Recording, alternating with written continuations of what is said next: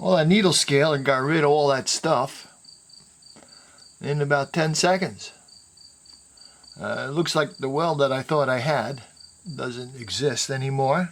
And I ran over that with a needle scale or two.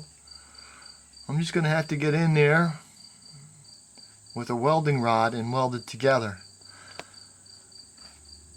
Oh, I still got to get over here and see what I can do with this abortion that's over here. That is a catastrophe. Wish me luck.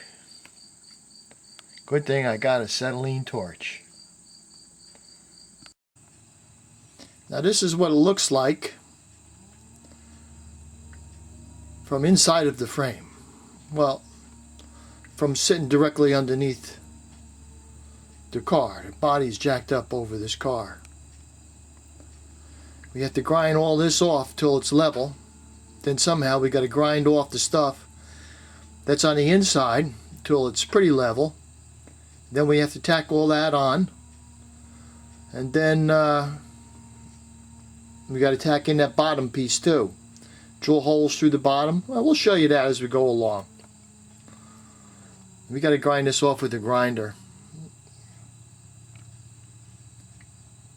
Then after we get the inside piece in, we'll weld this to the inside piece.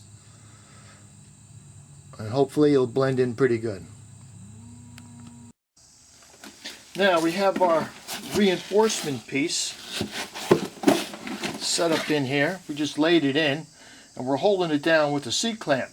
Now don't forget, we have 2 drain holes underneath this frame that we have to transfer up here into this metal so we can cut it out, because we got to let this thing drain. So I have some white paint here. I'm going to shake it up a little bit. Now we got to mark these holes, so I'm going to spray underneath and the paint will go up and get deposited on this piece.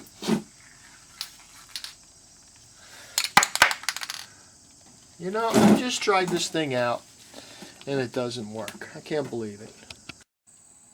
It looks like my holes didn't line up too hot.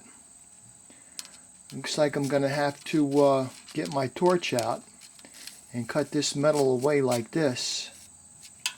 And then cut this one out a little more like this. Now, I got a little sticking over here and made it a little too big here, but that's good for welding. That's okay. So I'm going to go ahead and cut this stuff out and see where we get. So after I cut this out, I'm probably going to take it off and then grind it down a little bit to make sure she's flat. Then after that, I'm going to put this thing right back in again, and then I'm going to start spot welding this thing in the back and in the front. Alright, I'm going to have to get another C-clamp and put it way back here, and then I just weld in between the spots. Now this here really isn't down flush for some reason. Probably because of the little step that was right here, that they pressed this part of the frame down to fit into here, and so I didn't put a step in this piece here, but we can get it pretty close. So I'm going to go ahead and put my other C-clamp in here after I do this down. Then we'll weld in between the C-clamps. We'll just move them. We'll weld against the wall a little bit, then weld over here. I might even have to break out my TIG again, but we'll see.